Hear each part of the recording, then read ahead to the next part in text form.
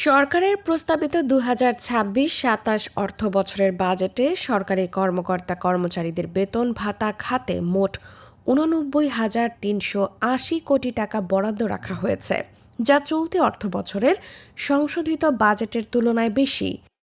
এই বরাদ্দের মধ্যে ক্যাডার কর্মকর্তাদের বেতনের জন্য ১৩,৮৭৪ কোটি টাকা, কর্মচারীদের বেতনের জন্য ৩০,৬৭১ কোটি টাকা এবং বিভিন্ন ভাতার জন্য ৪৪,৮৩৫ কোটি টাকা রাখা হয়েছে।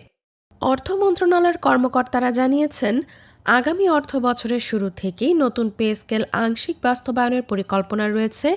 প্রাথমিকভাবে মূল বেতন বৃদ্ধির প্রায় অর্ধেক সুবিধা কার্যকর করা হতে পারে। তবে অন্তর্বর্তীকালীন সরকারের গঠিত পে কমিশন যে সুপারিশ করেছে সেটি পুরোপুরি বাস্তবায়নের সম্ভাবনা কম। বর্তমানে একটি সচিব কমিটি পে কমিশনের প্রস্তাব পর্যালোচনা করছে এবং তারা বেতন বৃদ্ধির হার কিছুটা সমন্বয় করে চূড়ান্ত সুপারিশ দিতে পারে। যদিও প্রস্তাবিত বাজেটে নতুন পে স্কেলের জন্য আলাদা কোনো বরাদ্দ রাখা হয়নি, তবুও অর্থ মন্ত্রণালয় বলছে অর্থ সংস্থানের কোনো সমস্যা হবে না।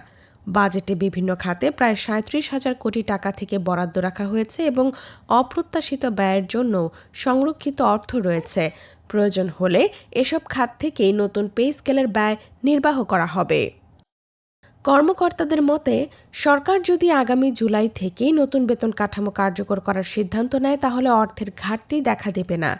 ফলে বাজেটে আলাদা বরাদ্দ না থাকলেও সরকারি চাকরিজীবীদের জন্য নতুন পে স্কেলের আংশিক বাস্তবায়ন আগামী জুলাই থেকে শুরু হওয়ার সম্ভাবনা রয়েছে, যা লাখো সরকারি কর্মচারীর বেতন বৃদ্ধির প্রত্যাশাকে আরও জোরালো করেছে।